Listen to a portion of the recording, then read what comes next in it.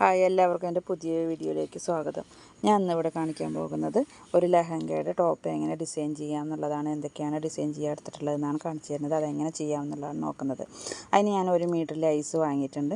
ഒരു ഗോൾഡൻ്റെ ഒരു കല്ല് ലൈസ് 1 മീറ്റർ വാങ്ങിയിട്ടുണ്ട്. ഷുഗർ ബീഡ്സ്, ചെറിയ ഷുഗർ ബീഡ്സാണ് എടുത്തിരിക്കുന്നത്. ഒരു വൈറ്റ് ബീഡ്സ്, കുറച്ച് വൈറ്റ് ബീഡ്സ്, പിന്നെ ചെറിയ ഷുഗർ ബീഡ്സ്,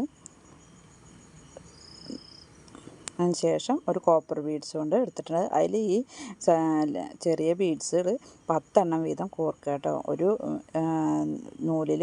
തുണിയിൽ കുത്തിയെടുത്തതിന് ശേഷം തുണിയിൽ കുത്തിയെടുത്തതിന് ശേഷം 10 എണ്ണം വീതം കോർക്കുക.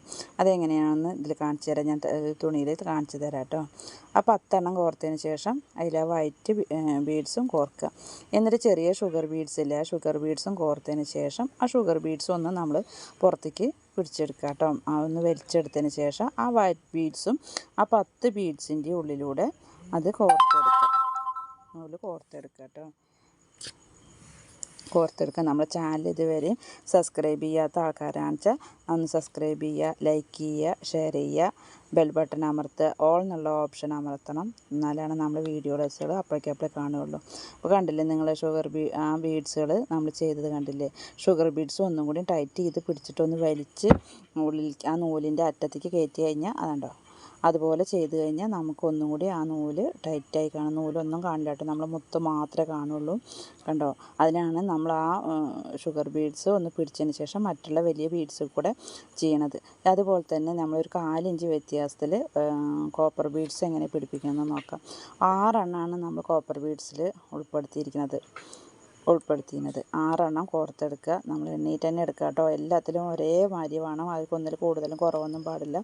ഒരു വൈറ്റ് ബീഡ്സ് ഒന്ന് വലിപ്പത്തിലും അതിൻ്റെ താഴെ കോപ്പർ ബീഡ്സുമാണ് ചെയ്യണത് കേട്ടോ. അപ്പോൾ ആ കോപ്പർ ബീഡ്സ് കോർത്തതിന് ശേഷം ഈ വൈറ്റ് ബീഡ്സ് കോർത്ത അതേമാതിരി തന്നെയാണ്, പക്ഷേ അതിൽ എണ്ണം കുറവുണ്ട് എന്നുള്ളത് മാത്രമേ ഉള്ളൂ. അല്ലാതെ പ്രത്യേകതകളൊന്നുമില്ല.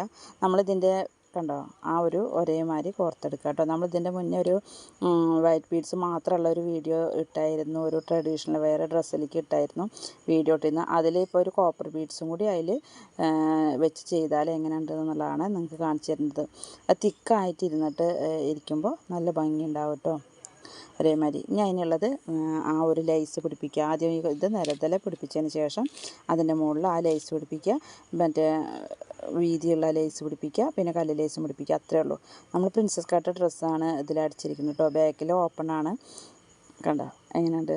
ബ്ലൗസ് അടിപൊളിയായിട്ടില്ലേ? നമ്മൾ തിക്കായി ചെയ്യുമ്പോൾ ഒന്നും കൂടി ഭംഗി കിട്ടേണ്ട, അത് കാണിച്ചു തരാനാണ് നമ്മൾ വീണ്ടും ഈ വീഡിയോ തന്നെ ഇട്ടിരിക്കുന്നത് കേട്ടോ.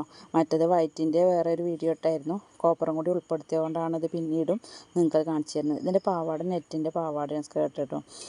ഫ്രണ്ടിൽ മാത്രം ഡിസൈൻ കൊടുത്തിരിക്കുന്നത്, ബാക്കിലില്ലാതെയാണ് ചെയ്തിരിക്കുന്നത്. കണ്ടോ, നല്ല ലെങ്ത്തുള്ള പാവാടയാണ് എടുത്തിരിക്കുന്നത്. കണ്ടോ, അങ്ങനെയാണ് അതിൻ്റെ. എങ്ങനെയുണ്ട്? സൂപ്പറായിട്ടില്ലേ? നിങ്ങൾക്ക് ഇഷ്ടമായോ? അടുത്ത വീഡിയോയിൽ നമുക്ക് കാണാം.